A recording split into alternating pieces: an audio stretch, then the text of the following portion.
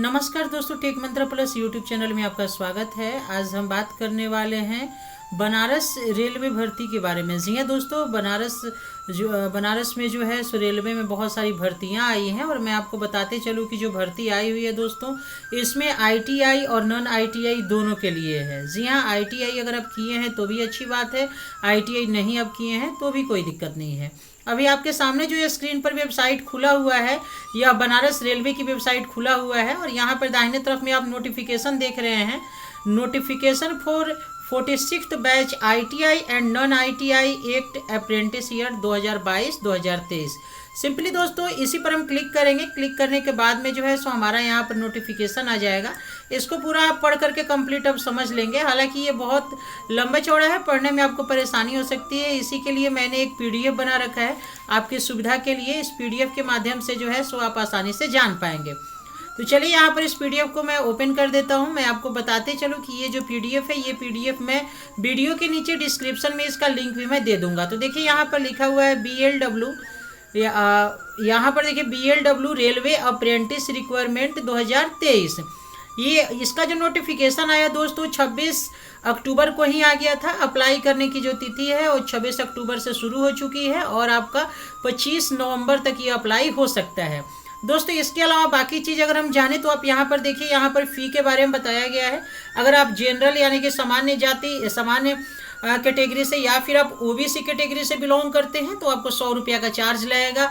इसके अलावा अगर आप मान लीजिए कि आप अनुसूचित जाति जनजाति या फिर हैंडीकैप्ड हैं तो आपको 100 रुपीज़ का चार्ज पे करना होगा। और दोस्तों ये जो पेमेंट मोड है ये ऑनलाइन होगा और साथ ही साथ फॉर्म जो है वह भी ऑनलाइन भरा जाएगा। तो आज की इस वीडियो में आपको मैं कंप्लीट प्रोसेस बताने वाला हूं, किस प्रकार से आप फॉर्म आप भर सकते हैं, किस प्रकार से पेमेंट आप कर सकते हैं। तो पूरा वीडियो से आप जुड़े रहें। वीडियो कहीं से भी अगर आप स्किप करेंगे तो आप नहीं समझ पाएंगे। नीचे की तरफ मैं स्क्रॉल करके आपको और मैं डिटेल दे दूं। यहाँ पर देखिए दोस्तों, यहाँ पर पोस्ट का डिटेल दिया हुआ है, दोनों के लिए दिया हुआ है, आईटीआई के लिए भी नॉन आईटीआई के लिए भी। दोस्तों फीटर में देखिए, जो आईटीआई किए हैं उनका 107 पोस्ट है और जो नॉन आईटीआई है उनके लिए 30 पोस्ट है।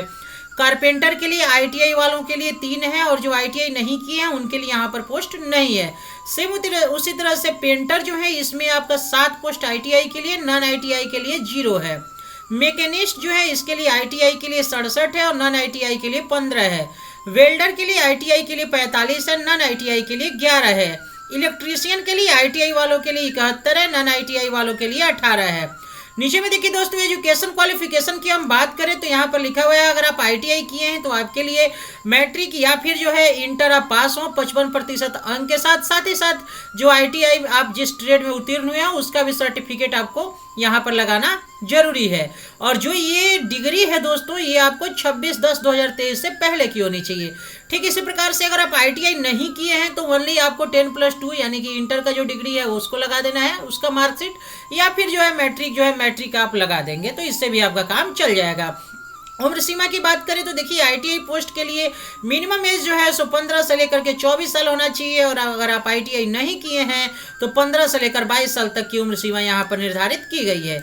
अब चलिए दोस्तों, सीधे मैं आपको फॉर्म में भरने का तरीका बताता हूँ। तो दोस्तों यहाँ जो है फॉर्म भरने का लिंक जो है उस नोटिफिकेशन में दिया हुआ था, तो वो जो लिंक है मैं उस लिंक को यहाँ पर ओपन कर लिया हूँ। आपको जो ये लिंक है, इस लिंक का जो डिटेल है यह भी मैं वीडियो के नीचे डिस्क्रिप्शन में दे दूंगा। वहाँ पर क्लिक करके सीधे आप इस लिंक पर जा सकते हैं। तो देखिए सबसे ऊपर में लिखा हुआ है आवेदन का प्रकार। यहाँ पर आप चूज करेंगे कि आप आईटीआई से भर रहे हैं या फिर नॉन आईटीआई से। चलिए यहाँ पर मैं नॉन आईटीआई का भर देता हूँ। अगर आप आईटीआई हो तो यहाँ पे आप आईटीआई सिलेक्ट कर लेंगे।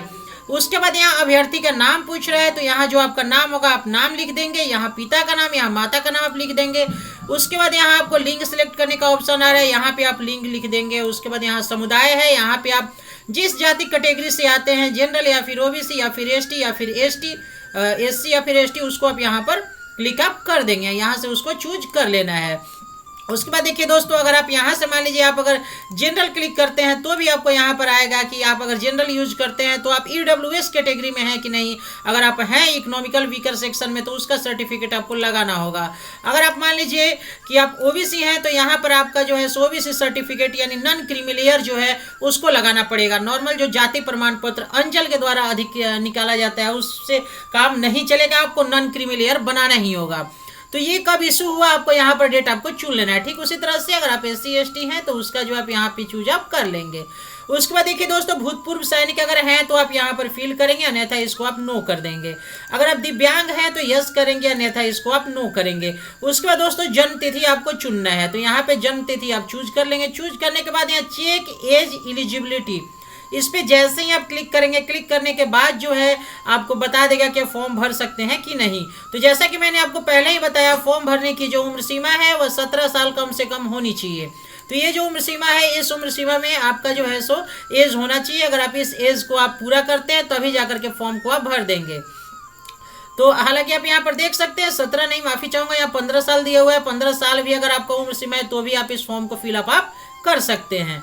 उसके बाद देखिए दोस्तों, यहाँ पर शैक्षणिक योग्यता है, यहाँ पर जो है सो 10th का जो है 10th का ही आपको लिख देना है। कौन से बोर्ड से आपने 10th किया था, जिस बोर्ड से भी आपने 10th किया हो उस बोर्ड का यहाँ पे नाम आप दे देंगे। उसके बाद कब आपने 10th पास किया था आपको वो दे देना है। उसके बाद अपना रोल कोड, रोल नंबर दे देना है। फिर ग्रेड सिस्टम जो है वो बता देना है। अगर आपका ग्रेड सिस्टम है तो आप यस करेंगे, तो CGPA कितना है, परसेंटेज कितना है उसको फिल करना था, यहाँ पे नो पर क्लिक कर देना है। अगर आप नो पर क्लिक करेंगे तो टोटल मार्क्स आपका कितना था, मान लीजिए कि 500 नंबर का परीक्षा होगा तो यहाँ पे 500 देंगे। उसमें मान लीजिए अगर आपको 450 नंबर आया, जो भी नंबर आएगा यहाँ पे नंबर अपना आप पुट अप कर देंगे। उसके बाद जैसे ही आप पुट करेंगे यहाँ पे ऑटोमेटिक जो है सो परसेंटेज यहाँ पर फेच आपका कर लेगा। यहाँ देखिए जैसे मैंने 326 किया, यहाँ पे परसेंटेज कर लिया। उसके बाद ये कैप्चा जो है, कैप्चा को यहाँ पर हम फिल करेंगे। फिल करने के बाद में देखिए दोस्तों, नीचे में जो है यहाँ पर दिया हुआ है ये यहाँ पे टिक करने के लिए इसको हम टिक करेंगे, और टिक करने के बाद में यहाँ सबमिट दिया है, सबमिट पे क्लिक हम कर देंगे। तो दोस्तों, सबमिट करने के बाद में आप देख सकते हैं इस तरह से आपके सामने कुछ आ जाएगा कि यहाँ पर जो है you have been registered successfully. उसके बाद आपको कंट्रोल नंबर, रजिस्ट्रेशन नंबर और बाकी जो है सो डिटेल मिल जाएगा। नीचे में लिखा हुआ है कि आपको 100 रुपया का फी पे करना होगा। अब यहाँ पर दोस्तों आपका जो ये कंट्रोल नंबर, रजिस्ट्रेशन नंबर है, इसको आपको नोट कर लेना है। इसी के थ्रू आपको लॉगिन करना है। उसके बाद यहाँ पर जो ये वेबसाइट है, इसी वेबसाइट पे आपको दोबारा चले जाना है। यहाँ जाने के बाद में दोस्तों आपको क्या करना है, इन्हीं के थ्रू अपना जो है 100 रुपीज़ का जो पेमेंट है उसको आप कर देंगे। तो दोस्तों यहाँ पर मैं आ चुका हूँ। अब देखिए यहाँ पर ये स्टेप लिखा है ऑनलाइन अप्लाई का, तो आपने देखा कि हमने ऑनलाइन रजिस्ट्रेशन कर लिया। अब हमको पे एग्जामिनेशन फी पर क्लिक कर देना है, ये काम हमें करना है। उसके बाद जो है हमें अपना फॉर्म को फिल करके और अपलोड कर देना है डॉक्यूमेंट को। दोस्तों डॉक्यूमेंट क्या क्या लगेगा, इसके लिए दोस्तों मैं आपको बताते चलूँ कि ये जो है यहाँ पर जो नोटिफिकेशन जो आपने जो देखा था, ये नोटिफिकेशन जो मैंने आपको बताया था इस वेबसाइट पर यहाँ पर जो आ रहा है, इसमें आपको डॉक्यूमेंट के बारे में भी दिया हुआ है कि आपको जो है सो यहाँ पर फोटो जो है फोटो अपलोड करना है जो 50 KB के आसपास का होना चाहिए। सारी चीज़ को यहाँ से आप देखा लेंगे। तो चलिए दोस्तों, अब मैं यहाँ से मैं साइन इन करके आपको मैं दिखा देता हूँ। तो साइन इन के लिए देखिए दोस्तों, आपको कंट्रोल नंबर जो है अपना दे देना है। तो कंट्रोल नंबर आपको यहाँ पर मिल जाएगा, तो ये कंट्रोल नंबर को आपको यहाँ से दे देना है। उसके बाद जो है, उसके बाद दोस्तों आपका जो रजिस्टर्ड मोबाइल नंबर जो आपका है, रजिस्टर्ड मोबाइल नंबर को यहाँ पर दे देना है जो आपने फॉर्म भरते समय फिल किया था। उसके बाद दोस्तों आपको लॉगिन पर क्लिक कर देना है। लॉगिन पर क्लिक करने के बाद में दोस्तों यहाँ पर आपको जो है सो यहाँ पर डिटेल दिया जा रहा है। अब यहाँ पर जो है आपका फी जो है यहाँ पर ड्यू दिखा रहा है, यहाँ पर आपको पेमेंट आपको कर देना है। तो यहाँ दोस्तों पेमेंट करने के लिए सिंपली यहाँ पे नाउ लिखा हुआ है, पे नाउ पे आप क्लिक करेंगे। क्लिक करने के बाद में दोस्तों यहाँ पर जो है पेमेंट गेटवे यहाँ पर ओपन हो जाएगा और उसके बाद जो है सिंपली पेमेंट आप कर देंगे। पेमेंट करने के बाद में दोस्तों आपको फिर से लॉगिन करना है और लॉगिन करने के बाद में वहाँ पे अपना डॉक्यूमेंट को अपलोड कर देना है। तो दोस्तों मुझे पेमेंट नहीं करना है, मैंने आपको सिंपली तरीका बताया किस तरह से आपको करना है। आप यहाँ पर देख सकते हैं, यहाँ पर लिखा हुआ है कि यहाँ पर सेव सिलेक्ट पेई, सिलेक्ट पेमेंट डिटेल। तो यहाँ पर जो पेई है वो आप सिलेक्ट कर लेंगे और उसके बाद जो है यहाँ पर registration number, control number, name और बाकी सारी चीज़ें यहाँ पर दे करके फाइनली जो है यहाँ पर आप नेक्स्ट पे क्लिक करके पेमेंट आप कर देंगे। यहाँ पेमेंट का प्रोसेस बताया हुआ है, inter payment detail, verify payment detail, complete payment और फिर प्रिंट रिसिप्ट। तो उम्मीद करता हूँ दोस्तों आपको सारी जानकारी मिल गई होगी। कहीं से कोई भी अगर समस्या हो रहा हो तो नीचे कमेंट बॉक्स में अपनी बहुमूल्य सुझाव जरूर दें। मिलते हैं अगले वीडियो में किसी नए और टेक्निकल टॉपिक के साथ। तब तक के लिए अपने होस्ट एंड दोस्त रोहित सांवरिया को दीजिए इजाजत। खुश रहिए, मुस्कुराते रहिए। All the best, love you.